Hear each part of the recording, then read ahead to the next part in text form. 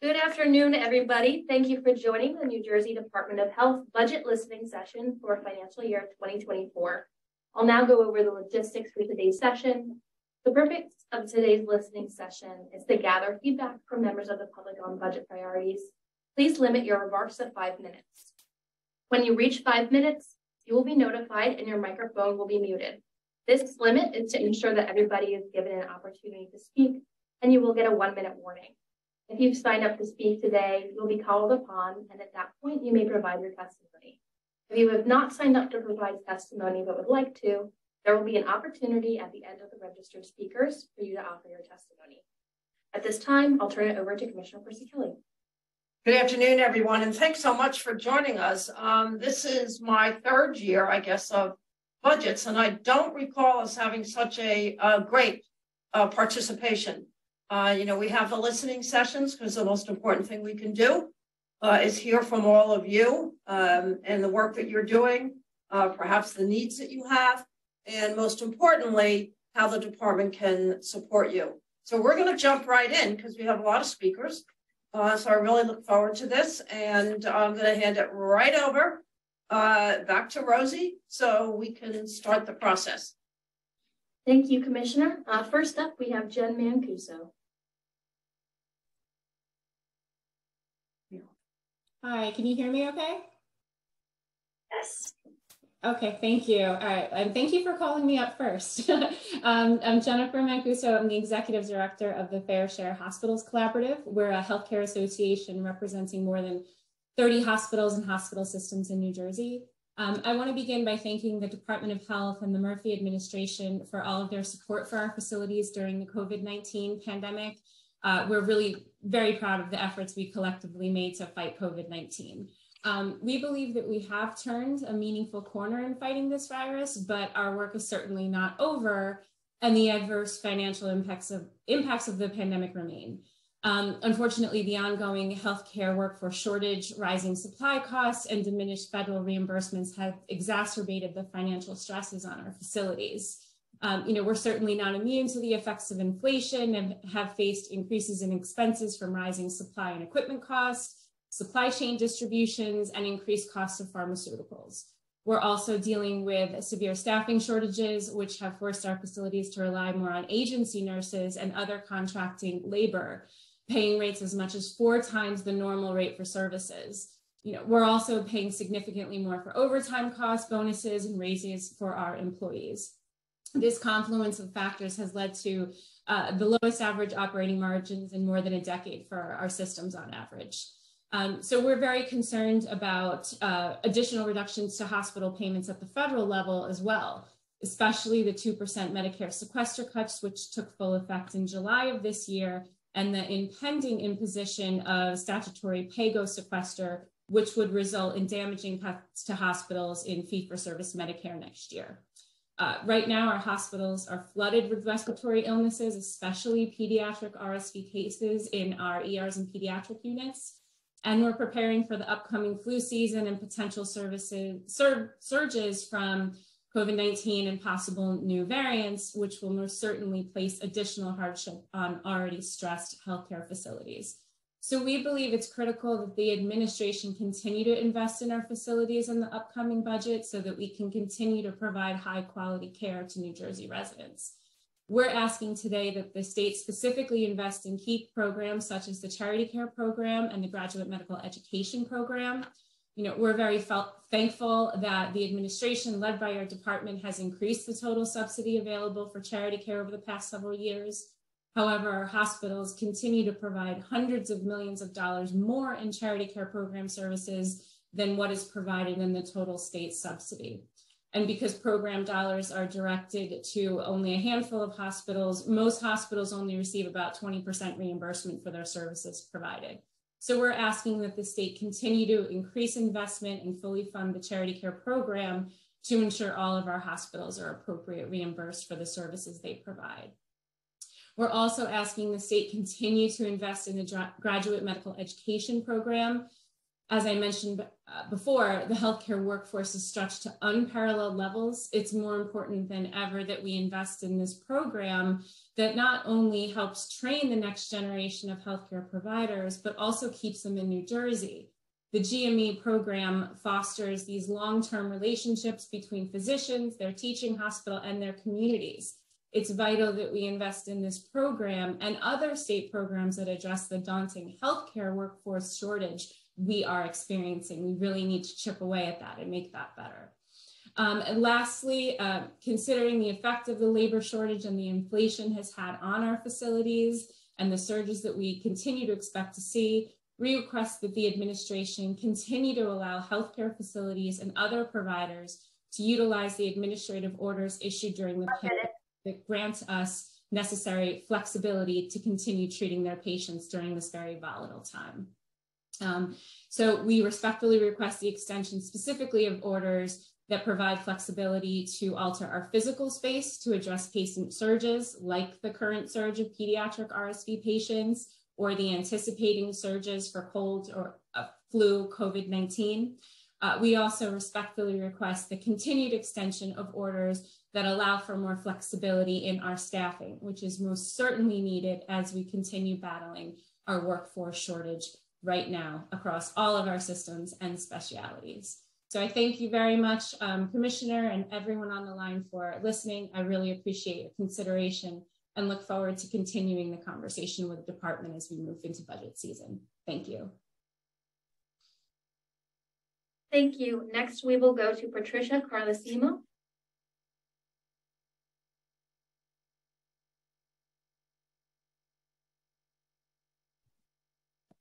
Good afternoon. Thank you for this opportunity. My name is Patricia Carlesimo. I'm the Executive Director of Lattice Network and also the Vice President of the Alliance for Betterment of Citizens with Disabilities, ABCD. I wear two hats today. My Lattice Network hat as a provider of early intervention services and my ABCD hat as the board liaison to the ABCD EIPA Early Intervention Provider Association. ABCD EI providers have endured several significant challenges since December 2017, when the new management information system was introduced and ultimately resulted in agencies not being able to bill for 50% of services provided. At that time, the legislature and the department worked to provide millions of dollars in loans to preserve the system. It was critical. Gradually, over 2 years, it worked, and then COVID erupted in early 2020, and providers were shut down for 2 weeks to prepare for a pivot to telehealth. During COVID, families and children and families dropped out of the system, and staggering numbers of staff left the system. Our agency alone lost 40% of its personnel in EI. Let's fast forward to today. As of last month, Lattice Network served 430 families across Monmouth and Ocean counties, down from a high of 580 pre-COVID. We are the evaluating team in Monmouth County, and we are averaging 140 to 150 initial evaluations per month. And that's very similar to pre-COVID numbers, which is good. Children are being evaluated and coming into the system. However, over 650, as you know, infants and toddlers statewide are waiting over 30 days for services. We feel that this is a direct result of the workforce crisis that so many businesses are experiencing. However, early intervention providers face severe competition for staff across a number of industries. In addition, the impact of the Great Resignation and our reverberating economy has resulted in a strain on our resources and a deterioration of our organizational structure. It will take an investment in the form of rates, which cover all costs in this business, to transform the eroded system moving forward. We have to be competitive. Thanks to the commitment, hard work, and talent of the Murphy administration, the New Jersey legislature, and the New Jersey Department of Health, early intervention providers received a generous increase of 50% would be wonderful, 5% on July 1st, 2021, an additional 2.5% on January 1st, 2022, marking their first increase in 16 years. Hiring is slowly improving with the new rates, but we have a long way to go. To create a more sustainable early intervention system, the providers of ABCD EIPA respectfully request no less than a 5.5% rate increase in the FY 2024 state budget. In addition, the New Jersey Department of Health should consider indexing the fee structure as a permanent solution to addressing the annual cost of living changes. Thank you for this opportunity. Thank you. Next, we will go to Kathy Chin.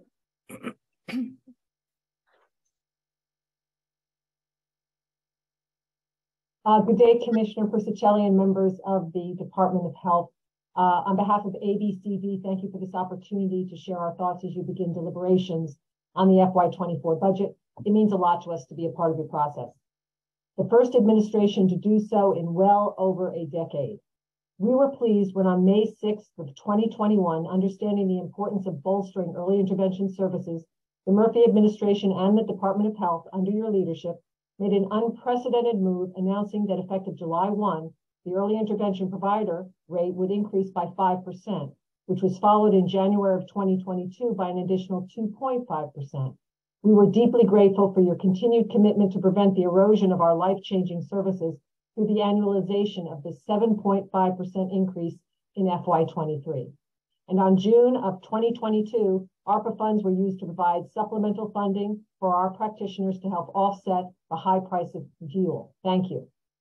Delay or inaction may mean a missed opportunity. We are rate takers, not makers, forced into a make do and do without culture until the inconsistent intervention of government. Meanwhile, we are tasked with changing the life trajectory of infants and toddlers with developmental delays and disabilities by preventing and minimizing permanent disability. For this, we need transformative investment in the form of rates, which would continuously cover all costs.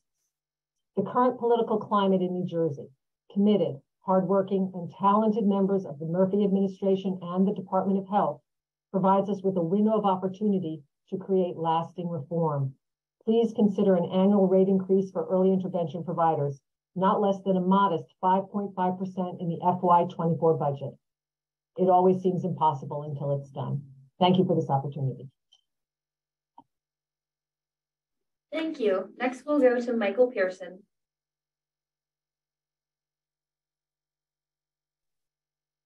Good morning, Commissioner. Thank you for the opportunity to help shape the Department of Health fiscal year 2024 budget. The ARC of New Jersey is the largest advocacy organization in the state for people with intellectual and developmental disabilities and their families. We operate statewide and have local chapters that provide direct services in all 21 counties. Our mission is to enhance the quality of life of children and adults with IDD and their families through advocacy, empowerment, and education. We are the go-to place for information and support for this population. The ARC of New Jersey recognizes the importance of the Department of Health in the lives of people with IDD and their families, especially those receiving services through the New Jersey Early Intervention System. EI has helped thousands of children with IDD meet or make significant progress toward their developmental milestones, even while only providing services for such a short period of time. When speaking to parents about early intervention, we often describe the occurrence of a ripple effect, where the benefits of EI continue to grow as the child gets older and transitions into the school system. If we're discussing the benefits of EI, I would be remiss not to mention the family training and counseling services. These services not only help parents better understand their child's needs, but also give them strategies to reinforce the therapies provided through EI.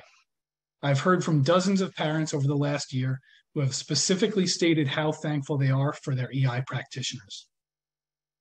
With NJDOH experiencing an unprecedented increase in referrals over the last year and many EI employees leaving the field altogether, the Department of Health must take measures to stabilize the system and its workforce.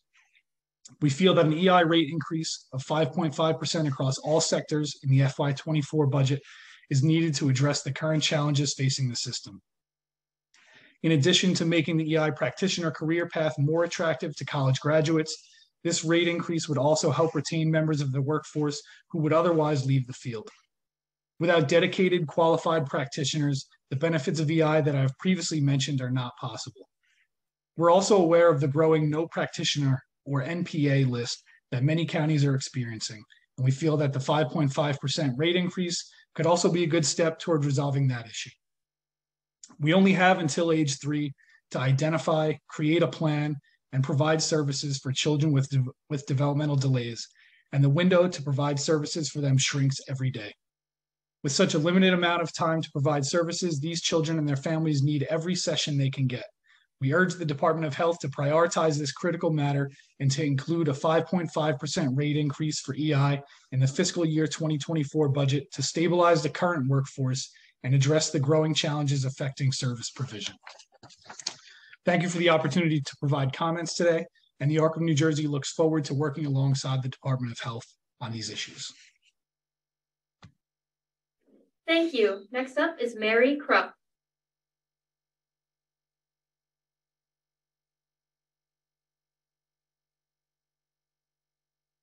Mary Krupp, are you present?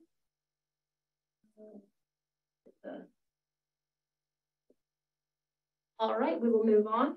Before the commissioner would like to say a brief word. Yeah, I just want to thank the EIS representatives that presented today. I want you to know that we have great respect and honor the work that you do. It's one of our more public-facing and necessary programs, and you all do a great job out there in the field. So thank you. I'm sorry that Mary is not on to share her remarks, but I want to thank you for all of your remarks. And please, for all of the EIS providers, please know how proud we are of the work that you do. Thank you. Next up is Deborah Wentz.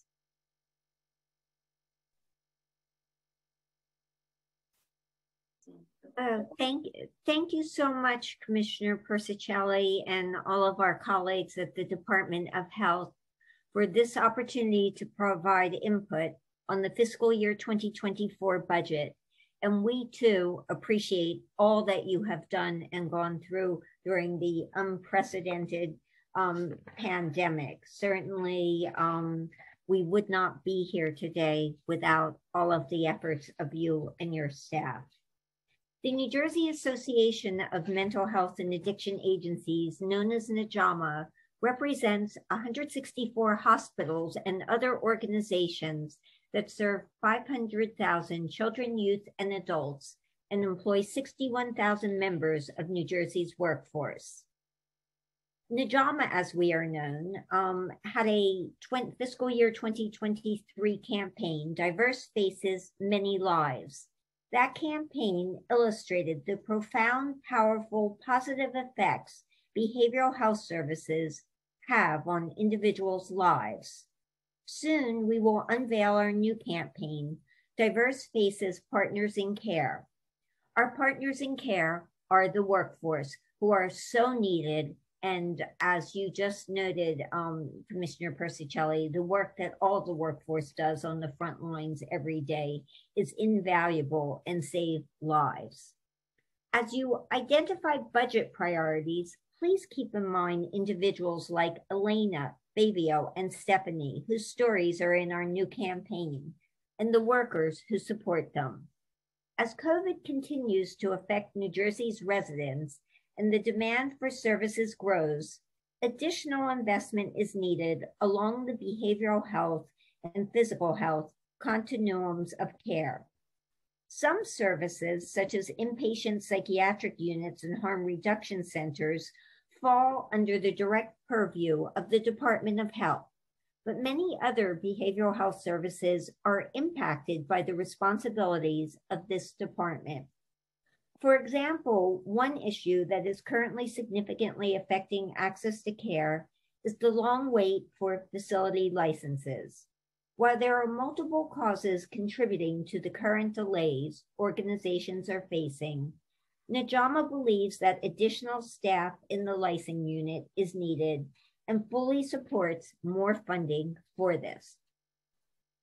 NJDOH recommends increased funding for additional inpatient beds, particularly for children and youth, as well as an extra $500,000 for the continued expansion of harm reduction centers.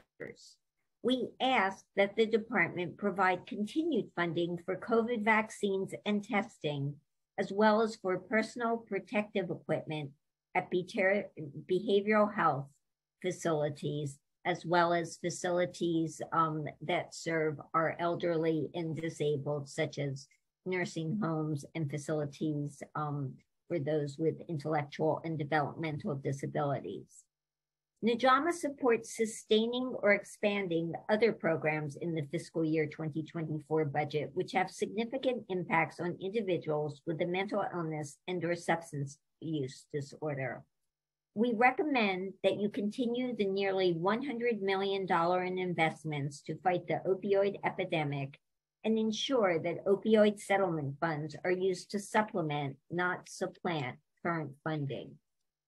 We ask that you expand overdose fatality review boards with an increase of $500,000 for a total of $2 million. We ask that you sustain graduate medical education funding at $242 million, including $24 million supplemental GME.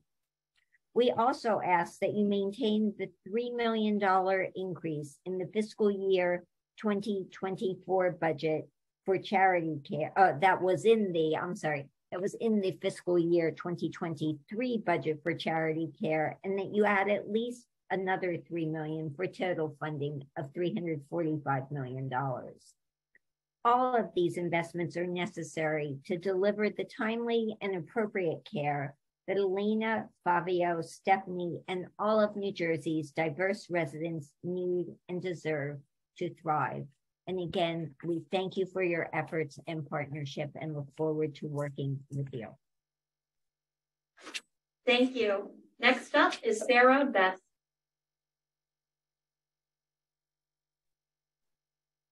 Good afternoon. Thank you so much, Commissioner, for having us this afternoon. My name is Sarah Best. I serve as the Deputy Director of Policy and Communications with Planned Parenthood Action Fund of New Jersey. And we're pleased to submit this testimony regarding the state of New Jersey's budget for fiscal year 2024.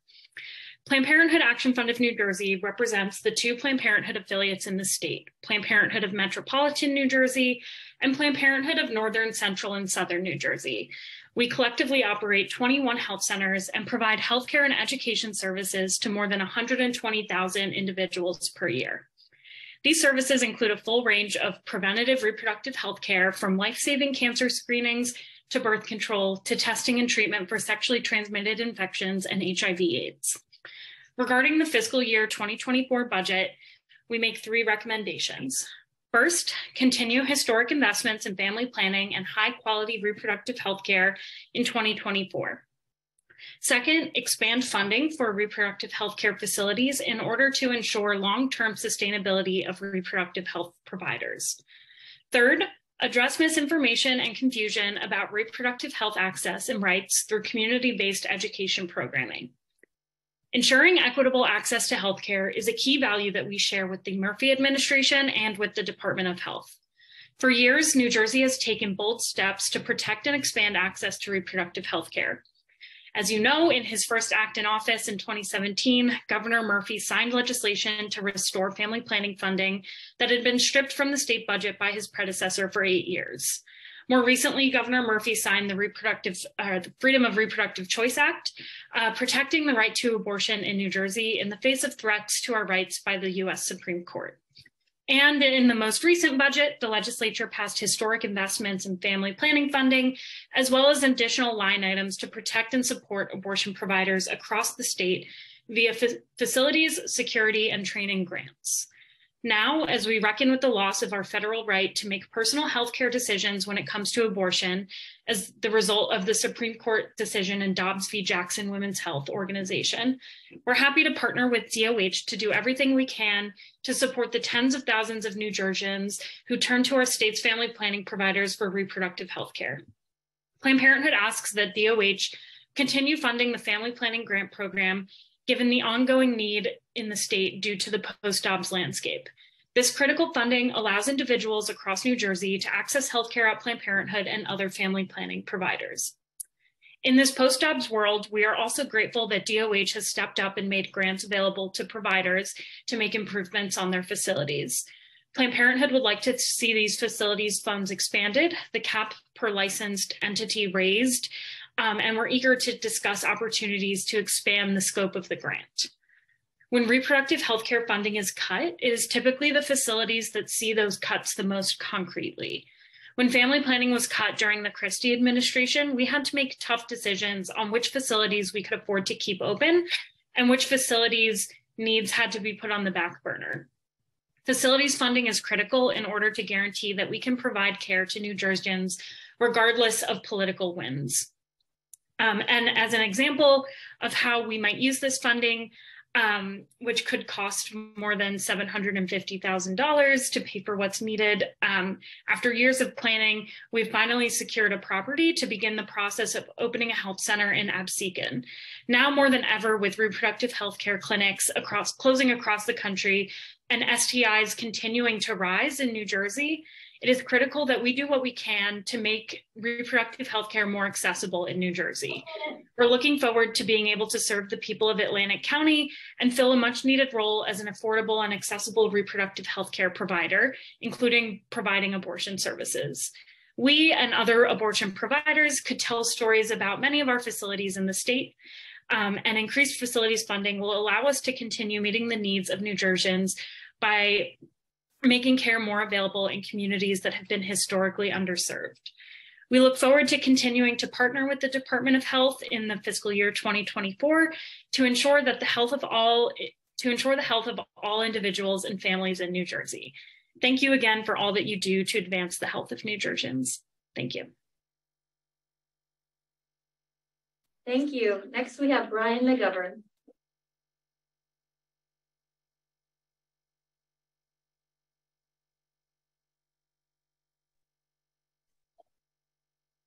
Good morning, everyone. This is Brian McGovern. Thank you so much. I'm here from NJCRI today here in Newark, New Jersey. I want to thank our governor, our commissioner, and the health department for the great work you've helped us through COVID.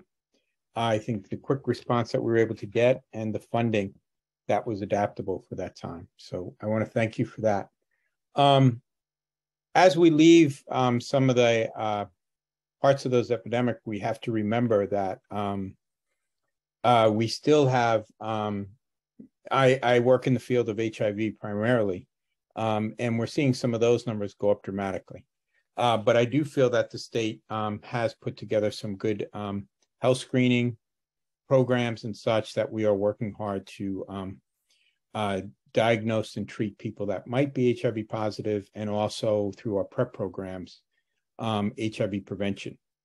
So for ending the epidemic, I think those are key pieces. I think one of the pieces that needs to be addressed here is STIs. Many of our STIs are increasing as we have PrEP and we have U equals U, undetectable, untransmittable behavior that we talk about as a positive thing, but it also leads to less condom use. So we have to work on our STI health screening and treatment. In addition to that, our PrEP services that have become increased dramatically, although our funding hasn't really increased much since the beginning of our PrEP services. We need to see those increase, not just at NJCRI, but across the state, to work on that supply and demand of increased users. And last, and probably a piece that I'd like to talk most about, is our drop-in centers that have our Arch Nurse programs. I think those are amazing programs. They help serve some of our homeless and just general population of the Newark community and around the state. These programs do everything from mental health, substance abuse, needle exchange programs, triage into healthcare for homeless people that may not feel comfortable going to an emergency room or general health care, and a ton of prevention care. Also a place where vaccines can be also addressed, and where we can really hit many of our first-time health crisis that we have seen through COVID and such. Through the use of this program, we have been able to reach out and give more than 20,000 vaccines to undocumented and homeless in our area. So we'd love to see that expand and to make it proactive for the next issues that come across our community health. And lastly, working with the state for so many years, I'd love to see an increase in our cost of living. I think it's been some time since we've had some of that with some of our programs. So again, appreciate everything our state does, and really how you've worked through this piece of COVID, now monkeypox, and getting us back on track with just general healthcare. So thank you. Thank you. Next up is David Barile.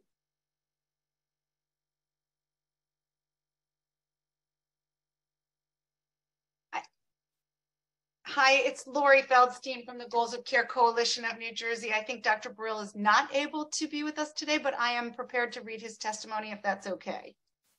Sure, thank you. Great. Thank you for having me. And I too want to thank the Department of Health and you specifically, Commissioner Persicelli, for your tireless work in support of New Jersey residents. I am Lori Feldstein, and I am the Executive Director of the Goals of Care Coalition of New Jersey. And on behalf of the members of the Goals of Care Coalition of New Jersey and our Palliative Care Task Force, we want to thank you for this opportunity to provide some input regarding the fiscal year 24 budget. The Goals of Care Coalition of New Jersey is a nonprofit comprised of nearly 35 statewide organizations representing the interests of older adults and people with serious illness, and the diverse group of providers that care for them, including the academic institutions in New Jersey that are training the next generation of leaders. Our coalition's aim is to increase access to high quality, person-centered, palliative, and end-of-life care. Unfortunately, older adults with complex medical needs and individuals in New Jersey with serious illness often experience unnecessary suffering and receive services contrary to their individual care preferences. It's a fact that in New Jersey, community health services for people with serious illness remain underfunded, and utilization of palliative care and hospice care is low. Furthermore, evidence demonstrates that people of color suffer disproportionately in the face of serious illness, experiencing high unmet needs, poor quality of life, and excessive family caregiver burden. We believe a more equitable system of care for those with complex medical needs and serious illness is possible. There is a proven and effective strategy to both improve the quality and cost of care for these patients. Palliative care is that strategy, and we know that investing in this type of care today will affect a long-term cost savings for the state. Palliative care is specialized medical care for people living with a serious illness. This type of care is focused on providing relief from the symptoms and stress of illness. The goal is to improve the quality of life for both the patient and their family. It is appropriate at any age and at any stage in a serious illness, and it can be provided along with curative care in hospitals, long-term care facilities, and even in patients' homes. As our Palliative Care Task Force assessed the palliative care landscape in New Jersey, it encountered several barriers and challenges to expanding access across the state, especially for low-income older adults and those who wish to remain at home and in their communities. We've been awarded a grant from the New Jersey Commission on Cancer Research to conduct a state palliative care needs assessment and capacity assessment, which is foundational and a good first step toward identifying the unmet needs in New Jersey. But in order for us to fully realize our goals to enable older adults to remain in their homes and communities and to address the disparities and social determinants of health, New Jersey's Department of Health, in coordination with our organization and members of our Palliative Care Task Force, could support activities to increase the utilization of palliative care through public education and the development of practices specific to New Jersey's diverse population of patients and families. We'd ask that you consider funding public education to promote palliative care utilization, emphasize referrals to palliative care earlier in the treatment process for patients, and to acquire utilization data for purposes of more precisely measuring palliative care utilization in the state. We'd also like to conduct a needs assessment identifying gaps in the current coverage for New Jerseyans with serious illness, and conduct a competitive bidding process for at least 2 pilot programs to test the impact of a home or community-based palliative care program. We respectfully ask that you allocate the sum of $500,000 for palliative care programming in fiscal year 2024. Thank you so much for this opportunity to share our thoughts around the importance of increasing access to palliative care in New Jersey. Thank you. Next up is Kevin Fiore.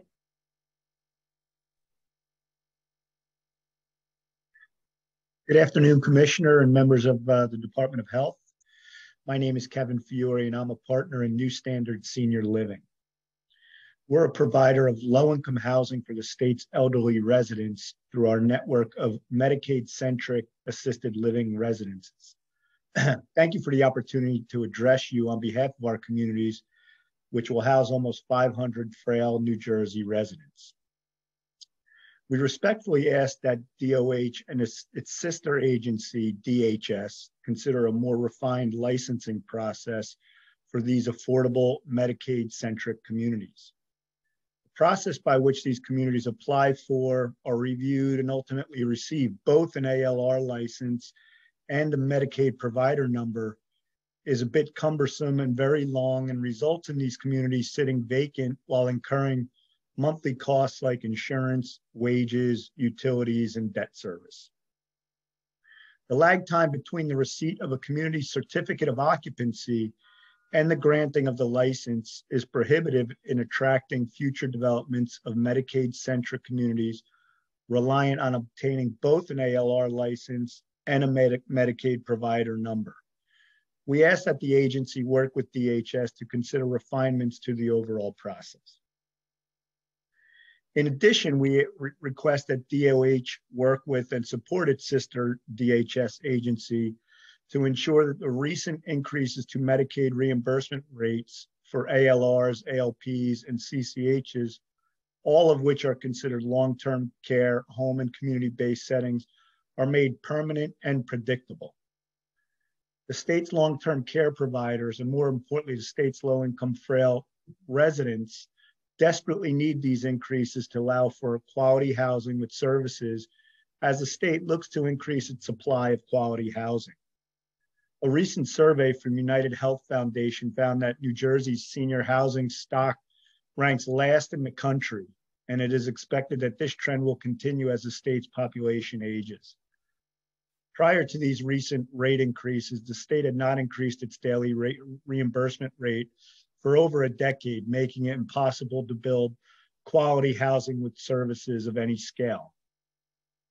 The impact of temporary and permanent cost increases caused by COVID only exacerbated this issue. Finally, while material, these recent rate increases continue to lag many of New Jersey's peers and do not allow for the development of such communities in the more expensive areas of New Jersey.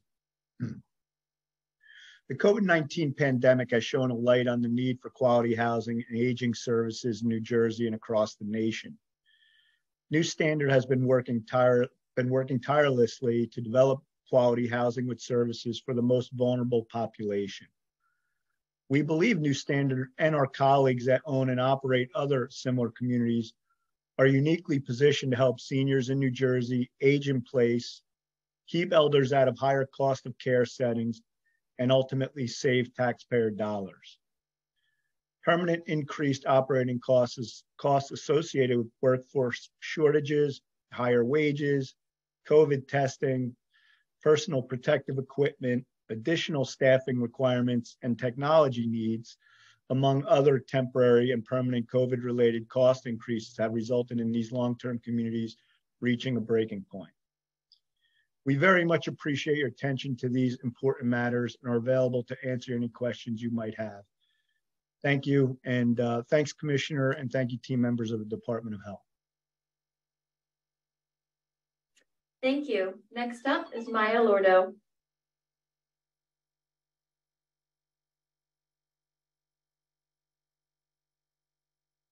I'm so sorry. I'm actually coming to you from one of our mobile vaccine sites.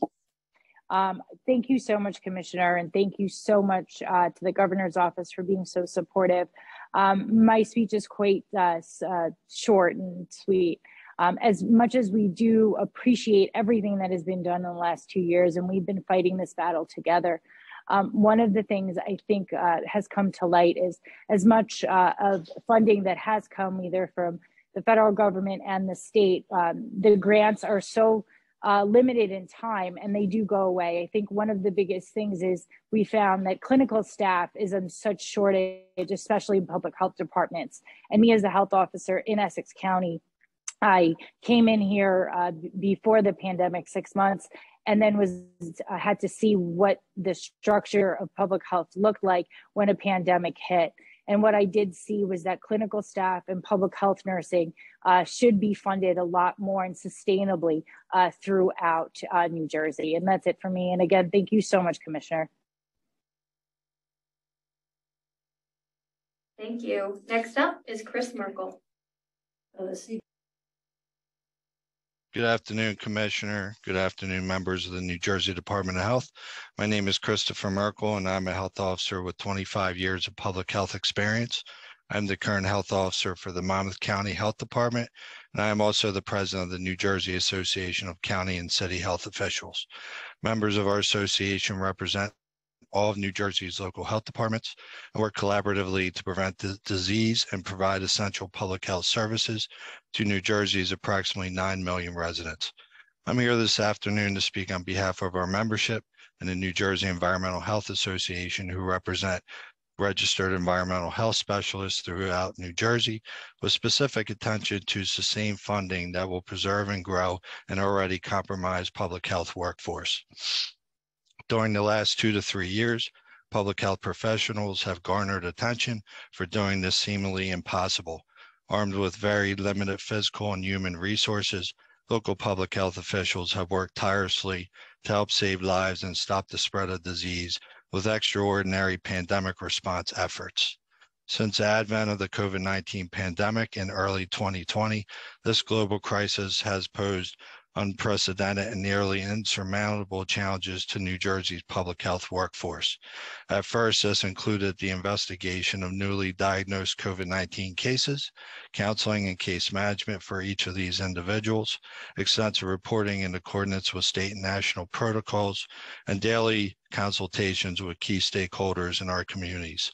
Soon, these activities were augmented by the coordination and staffing of COVID-19 testing sites, community-wide vaccination, and countless responsibilities as a lead source of pandemic-related guidance and information for our residents, schools, long-term care facilities, local officials, and many other entities in our communities.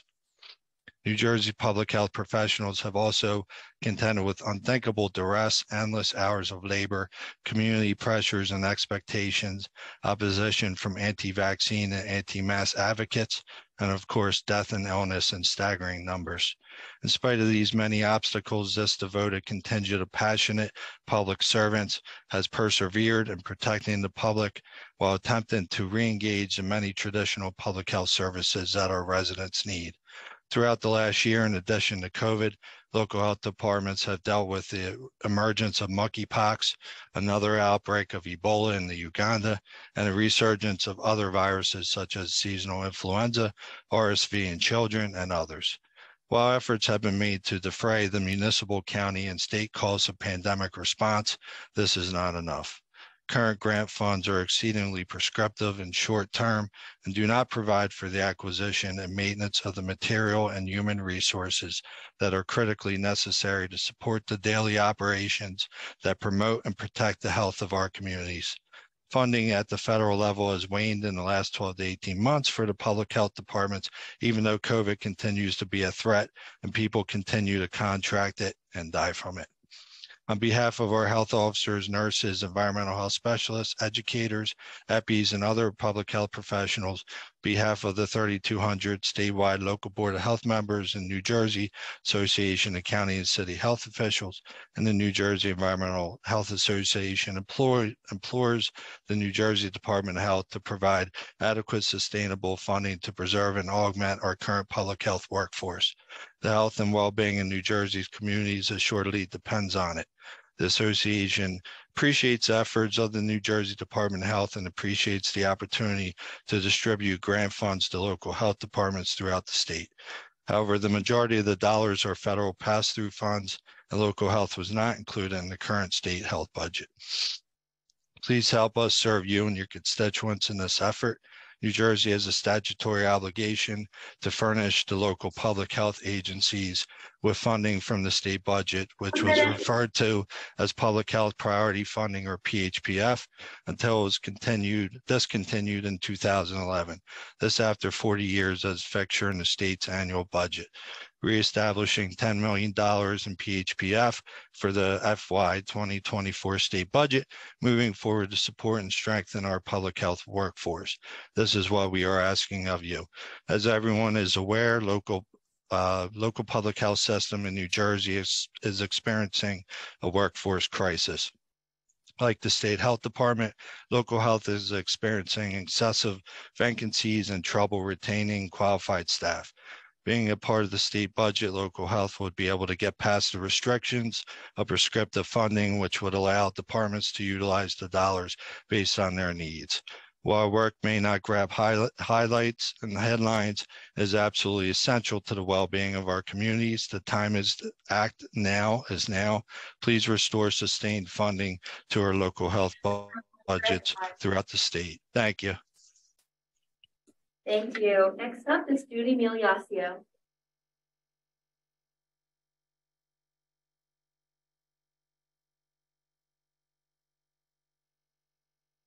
Judy Miliasio, are you present?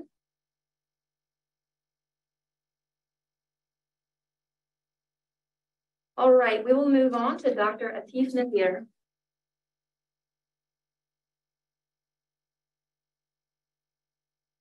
Dr. Nazir, are you present?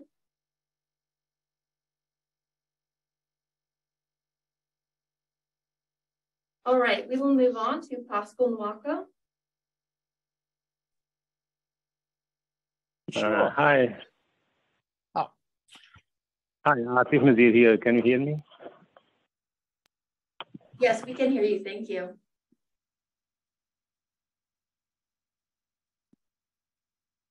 Yes, we can hear you. You're now muted. Please unmute your microphone.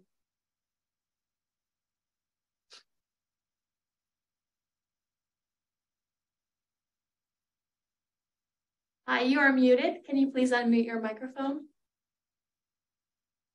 Can you hear me now? Yes, thank you. Yeah. My name is Dr. Atif. I am the health officer in the city of Plainfield from local health department. I want to appreciate State Health Department for all the great work they do for support the local health department. I want to add something. I remember my colleague Chris Merkel, he mentioned all the services what we do at local health department level. I just want to add, I want to make sure we have to be ready for another pandemic, another public health issues in the future. For that one, I want to request the State Health Department and Commissioner and Governor to give us a sustainable funding to develop or to establish or strengthen the local health department. That can be a percentage from the local state budget. That is all property tax. Everybody, we pay the taxes. That should not be on the grant-based funding program. We should have a sustainable, permanent source of income from the State Health Department, from the tax from the budget, to strengthen local health department to be prepared for upcoming future, any pandemic, any local issues, or any. To build up the local health department is very critical, especially financially, and that will help us to prepare us at local level. Because we are facing a local and level community residents dealing all the issues, and we need help from the State Health Department to have a sustainable, permanent source of income to establish our programs. Thank you.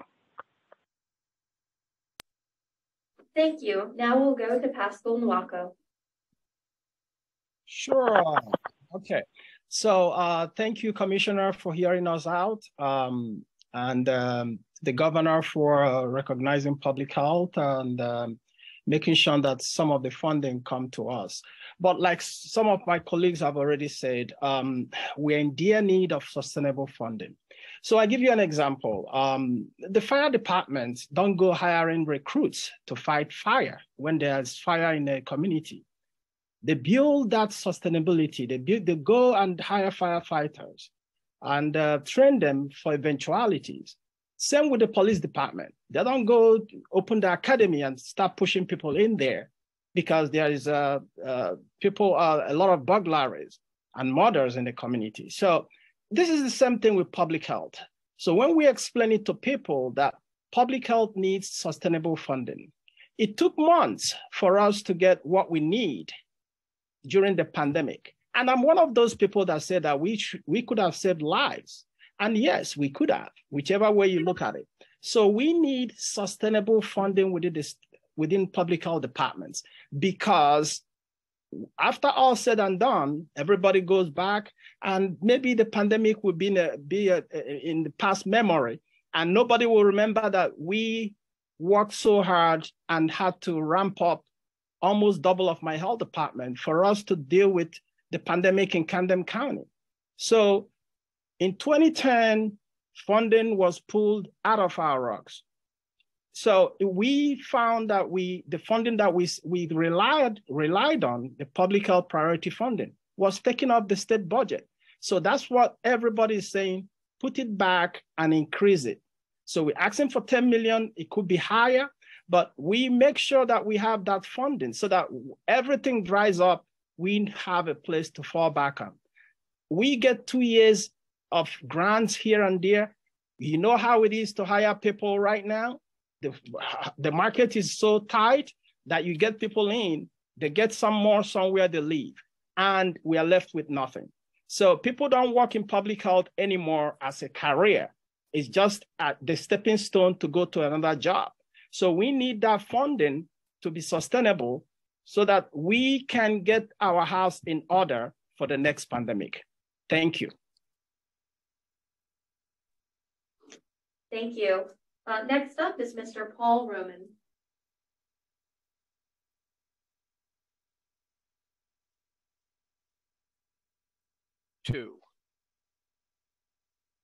My name is Paul David Roman, a volunteer with over 54 years as an EMS provider and educator, 45 years in local public health, and 27 years as president and now vice of Monmouth County Regional Health Commission, the oldest of New Jersey's 6 regional health commissions. Today, I speak as president of the New Jersey Local Boards of Health Association, permanent member of the board of directors, previously serving 6 years as president. NJDOH is one of the members of FACE, the Public Health Association's collaborative effort. Founded in 2006, FACE represents the 6 Department of Health recognized statewide public health organizations. NJDOH is the de facto voice of New Jersey's over 450 local boards of health. Comprised of more than 3,200 elected or appointed local board members, we are the governance and policy component supporting New Jersey's health departments in our unique home rule system. Historically, public health professionals have worked largely behind the scenes to improve the health and safety of American communities. Today, public health and its leaders are in the spotlight. Strengthening public health systems and organizations is an enterprise of unprecedented interest. We in public health must capitalize on that interest by seeking new opportunities to assess and improve the ways we deliver public health services in our state and in our communities. New Jersey's boards of health and health departments are 50th in the nation in funding from state sources. In 2009, I shared the podium at the State Senate Budget Committee hearing and delivered the now infamous rats, bats, and cats speech to explain that this is what local public health is all about. Public Health Priority Funds, PHPF, given to local boards and departments statutorily for over 70 years, was in trouble. We saved it for 2 more years, but in 2011, the Grim Reaper struck down the allocation, resulting in loss of staff, programs, and consequently a loss of education, engagement, and enforcement. Compared to national standards, New Jersey health departments are understaffed 3 to 1. We must reverse this trend. At least every dollar lost from PHPF has been painfully made up through local property tax base. Not acceptable. We therefore ask that you help us to help you and our citizens in 4 ways. First, let Governor Murphy know that he should sign S 2413 and A 4115 and to advocate for the passage by the legislature in order to restore PHPF to at least $10 million where it would have been and where it must be as a minimum to have serious impact. This must also include planned COLA increases. Those of you listening, we need you to advocate and contact your local legislators to get these bills through. This request is in addition to the targeted grants currently provided for COVID assistance and recently announced grants for capacity building, all of which have specific targets and do not support basic operational readiness and foundational services requirements. Second, support mandatory board training through a legislative change. Give NJDOH the authority and financial support to deliver statutorily required governance training package. Give this grant directly to our organization, and we will do the advocacy and training roadwork and the data collection that we so sorely need. This will ensure the further collaboration we currently have and an enhanced benefit with your Office of Public Health and with Sustainable Jersey to require reporting and documentation of all local boards' compositions and other related information. Third, we ask that you help us and our partner organizations to fight for the restoration and the authority of the New Jersey Public Health Council, formerly our State Board of Health. This must be accomplished with legislation supported by the administration to create a group including representatives of each of the 6 FACE organizations and some necessary and appropriate medical members. As a new member of this council, I pledge to try and change the current operation and lack of respect for this body. Fourth and finally, we are presently incorporating FACE as an IRS-approved charitable organization to allow outside funding in support of our efforts to speak with one voice, solo voce. This is not in any way intended to conflict with the creation of the New Jersey Public Health Institute, whose existence has been our dream for so long. On Uniting for a Cause, U.S. Senator Cory Booker has stated, "If you want to go fast, go alone. If you want to go far, go together." Do all of this and we can declare success. Thank you. Thank you. Next up is Michael Harmon.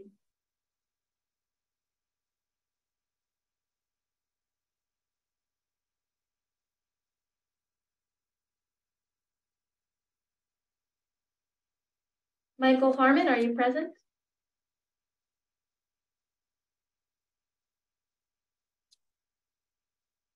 All right, next we have Ophia Mapp.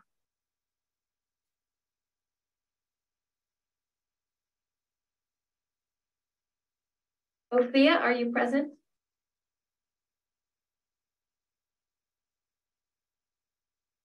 All right, next we have Rachel Morales.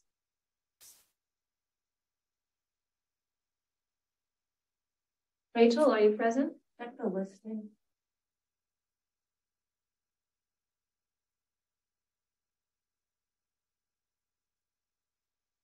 All right, next we will turn to Ormi Nuez Ferreira.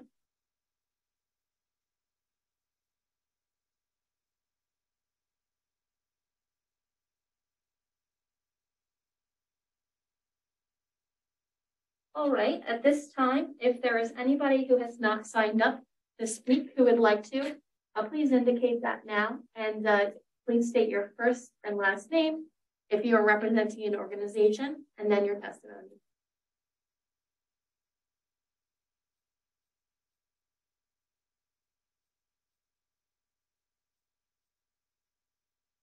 All right, last call. Are there any individuals who wish to present testimony at this time?